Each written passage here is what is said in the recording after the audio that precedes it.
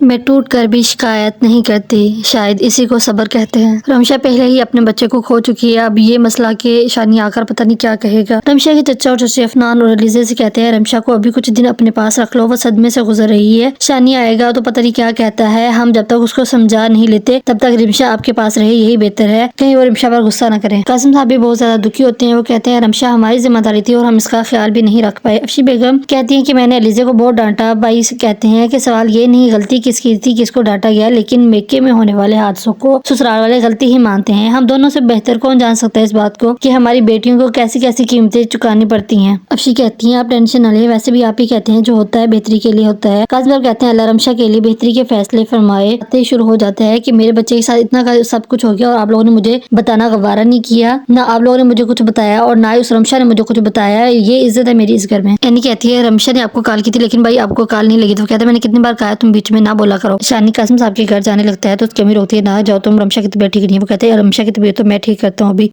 अनवर साहब को जब पता चलता है कि शानी रमशा की तरफ गया है तो कहता है मैंने बताया भी था कि शानी को कोई कुछ ना बताए, लेकिन तुमसे भी रहा नहीं जाता, सब्र नहीं होता। तो कहती है वो बार बार पूछ रहा था रमशा को लेने जाओ, वो आई क्यों नहीं अभी तक, इसलिए मुझे बताना पड़ा। रमशा को ख्याल आता है कैसे वो लिजे की बातों में आ गई थी और शानी को नहीं बताया, पता नहीं क्या होगा शानी के आने पर। मिल गई आजादी, मेरे बच्चे की जान लेकर मिल गया तुम्हें सुकून। शानी आते ही शुरू हो जाता है, वो कहती मेरा बच्चा भी था, तुम एक माँ की मोहब्बत की तौहीन नहीं कर सकते, तुमने हमेशा अपनी मनमानी की है, किसी की बात सुनी कब है, ना तो शादी से पहले और ना ही अब किसी की बात सुनती हो। आवाज सुनकर सब घर वाले आ जाते हैं। कासिम साहब कहते हैं क्या हुआ, अपनी बीवी को हिम्मत और हौसला दो, वो भी दुख में है। शानी बदतमीजी करता है, आप हमारे बीच न बोले, ये हम मियाँ बीवी का आपस का मसला है। और रमशा से कहता था बेहतर है बच्चे के साथ तुम भी चली जाती, गुस्सा दिखाना है तो अपने घर जाकर दिखाओ, ये सब हमारे सामने ना करो। अफशी बेगम कहती है आपको क्या लगता है इस सबके बाद मैं इसे घर लेकर जाऊंगा। अफनान भी आ जाता है, तुम हमारे मामले से दूर रहो। क्या मतलब है तुम्हारा, कहना क्या चाहते हो। अफनान और शानी की झड़प होने लगती है जिसे घर वाले बड़ी मुश्किल से कंट्रोल करते हैं।